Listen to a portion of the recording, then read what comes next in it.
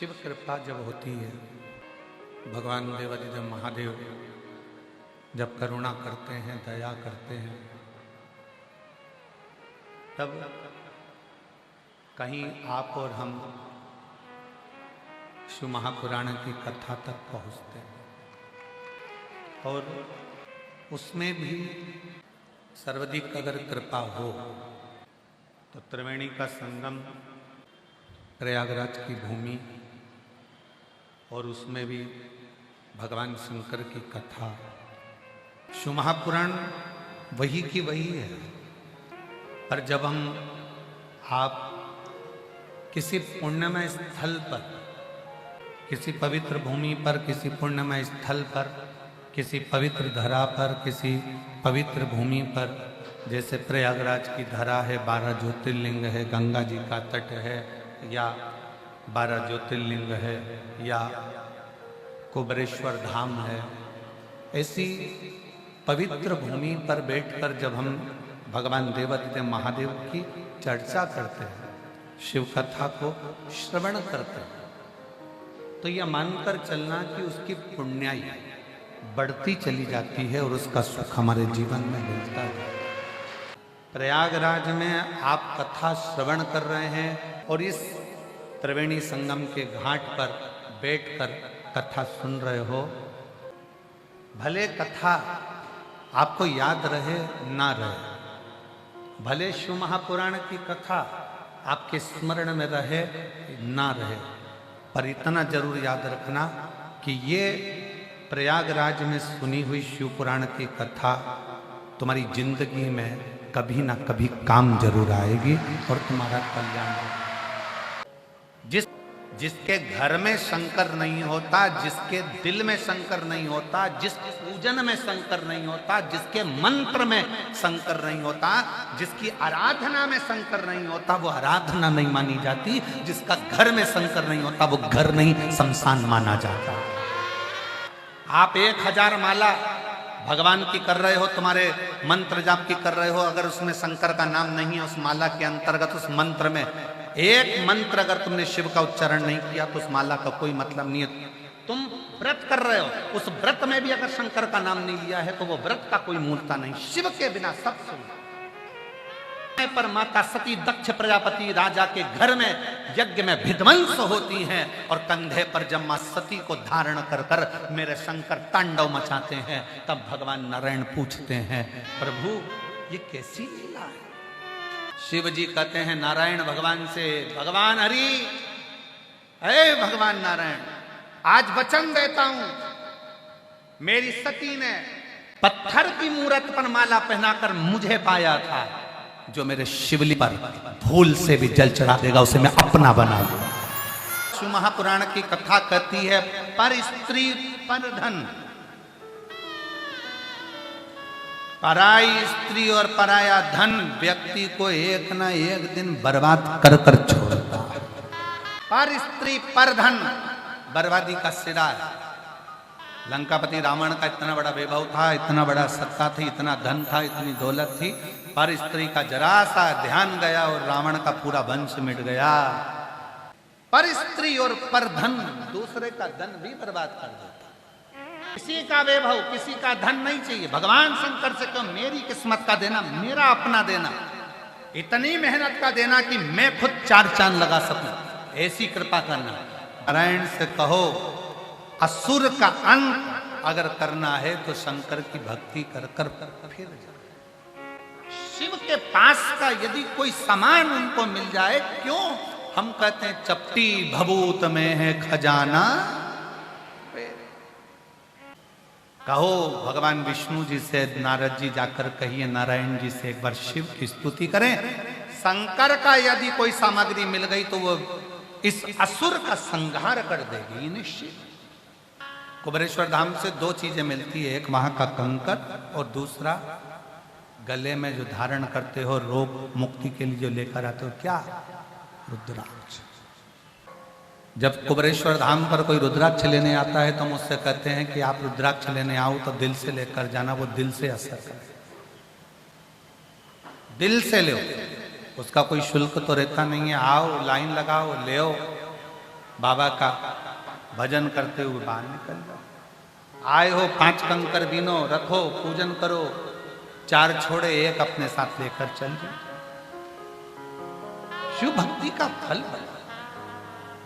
पूरे भारत में केवल एक ही भूमि ऐसी जगह है, कुबेरेश्वर धाम, जहां का कंकर भी शंकर के रूप में पूजा जाता है। तब भगवान नारायण ने तुमरुका जी से पूछा कि शिव भक्ति का सबसे सरल तरीका कौन सा है? तो कहा जहां हो वहीं पर पार्थिव शिवलिंग का निर्माण। जहां हो वहीं पर पार्थिव शिवलिंग का निर्माण, और पार्थिव शिवलिंग का निर्माण करोगे तो उसका फल प्राप्त हो जाएगा। जिस समय पर हम भगवान देवाधिदेव महादेव को, भगवान शंकर को 1 लोटा जल आगे हाथ कर कर चढ़ाते हैं, उस समय पर हम अपना पूरा सर्वस्व शंकर को दे देते हैं और शंकर हमारे को संभाल। भगवान विष्णु ने शंकर भगवान के सामने प्रकट हो गए, एक शिवलिंग का निर्माण करा, पार्थिव शिवलिंग, एक शिवलिंग का निर्माण करा। उस शंकर के, भगवान शंकर के जो भगवान विष्णु शिवलिंग का निर्माण करते हैं, उस शिवलिंग का नाम हरीश्वर महादेव हो गया। कौन सा महादेव है? जम के बोलो जरा, हरीश्वर महादेव। आज ये नियम है, थोड़ा ध्यान दीजिएगा। मान लो मेरे बेटा बेटी कहीं अप्लाई कर रहे हैं नौकरी के लिए या अन्य चीज के लिए, तो वो अगर बेलपत्री के मध्य पत्ती और ये 2 पत्ती है, इस पत्ती के बीच की जो जगह होती है, वहां यदि पीला चंदन और 1 चावल का दाना लेकर हरीश्वर महादेव का नाम लेकर शंकर के शिवलिंग पर प्रदोष के दिन अगर चढ़ा देते हैं, तो वो बेटा बेटी जिस एग्जाम को दे रहा होता है अच्छी मेहनत के साथ, लगन के साथ, तो निश्चित है वो उसमें सफलता पाता जरूर है। हरीश्वर महादेव, एक बार बोलो, कौन से महादेव? हरीश्वर महादेव, जिसका स्वयं पार्थिव शिवलिंग भगवान शंकर भगवान के शिवलिंग का स्मरण, भगवान शंकर के शिवलिंग का निर्माण स्वयं भगवान विष्णु कर। और एक और स्मरण करें, किसके लिए करा था भगवान शंकर ने? लक्ष्मी को वापस पाने, लक्ष्मी को वापस प्राप्त करने। ने प्रयागवासियों से और जितने शिव भक्त कथा को श्रवण कर रहे हैं उनसे, कभी अगर आपको ऐसा लगता है कि हमारे बहुत दुख का समय चल रहा है और बहुत दिक्कत आ रही है, बहुत कष्ट की जिंदगी जी रहे हैं, तो मेरा निवेदन है 5 बेलपत्र समझेंगे। ये शिवलिंग जलाधारी और यहाँ जल बहने का स्थान। 5 बेलपत्र, 5 स्थान। पहला अशोक सुंदरी, दूसरा माँ पार्वती जी का हस्त कमल, तीसरा भगवान शंकर का शिवलिंग, चौथा बेलपत्र जहाँ नंदी बैठा है उसका जो चरण उठा हुआ है वो स्थान, और 5वां बेलपत्र, जो भी बेलपत्री का वृक्ष, आंवले का वृक्ष, बड़ का वृक्ष या पीपल का वृक्ष मंदिर के अंदर हो, उस वृक्ष के नीचे। ये 5 स्थान बेलपत्र के बताए, और 1 लोटा जल वही 5 स्थान पर थोड़ा थोड़ा समर्पित करते हुए हरीश्वर महादेव का नाम लेकर अगर हम समर्पित करते हैं तो गया हुआ धन या कोई लक्ष्मी रूठ कर भी चली जाती है तो वो वापस प्राप्त होती ही है। और कभी कभी भूल से भी हम तो कई बार आप लोगों से, आप लोग जब श्री शिवाय नमस्तुभ्यम अपन लोग बोलते हैं तो कितनी बार बोलते हैं? 5 बार उसका स्मरण करते ही करते। आप कभी भूलवश भी, मान लो अगर आपको ऐसा लग रहा है कि कहीं तकलीफें चल रही हैं, तो आप श्री शिवाय नमस्तुभ्यम जपें, आप पंचाक्षर मंत्र जपें, नमः शिवाय, आप षडाक्षर मंत्र जपें, ओम नमः शिवाय, आप महामृत्युंजय मंत्र जपें, मना नहीं, राम नाम, कृष्ण नाम, शिव नाम, कुछ भी लो। पर आपको ऐसा लग रहा है कि मैं बहुत उलझनों में फंसी पड़ी हूँ, बहुत तकलीफ होती, तो हरीश्वर महादेव का स्मरण कर सकते हैं। 2 क्षण शिवाय नमस्ते, श्री शिवाय नमस्ते। आप शिव का स्मरण करें, हरीश्वर महादेव का स्मरण, भगवान नारायण, भगवान विष्णु, शिवलिंग का प्राकट्य, शंकर भगवान की उपस्थिति। मांगो तुम्हें क्या चाहिए? बाबा इस असुर का मुझे संहार करना है, ये श्रीदामा जो असुर है इसका संहार। ठीक है,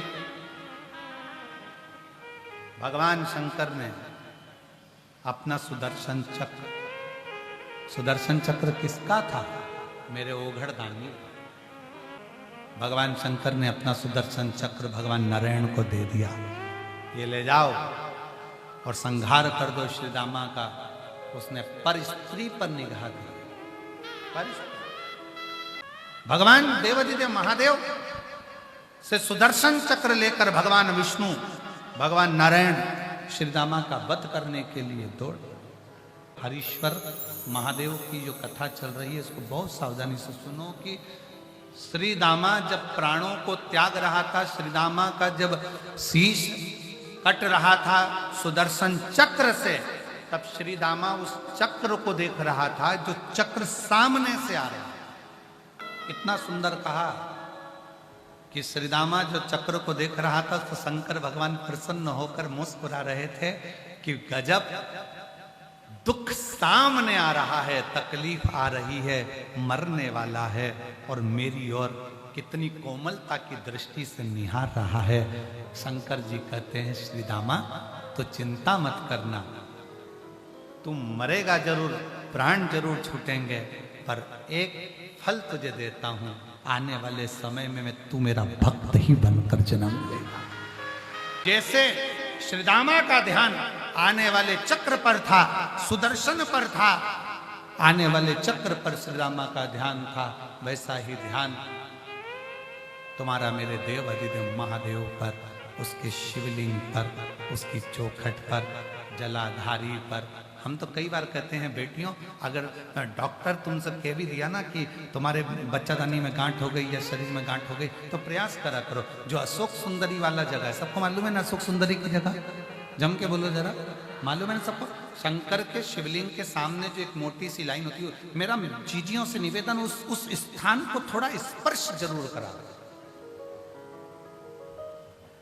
वो अशोक सुंदरी का जो स्थान है वो धीरे धीरे गांठ को गला जरूर देता। शरीर में अगर गांठ है तो वो गलाएगा, गला देता। मेरी जीजियों से निवेदन, मेरे पुरुषों से निवेदन, वो अशोक सुंदरी का जो स्थान है वो साधारण है, वो स्थान सहज है।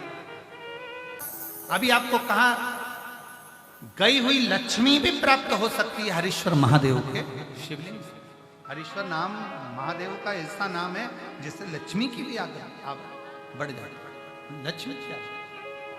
हरीश्वर महादेव एक ऐसा शिवलिंग जिसका नाम उच्चारण, जिसका स्मरण हमारे जीवन को सुख प्रदान करता है, आनंद प्रदान करता है।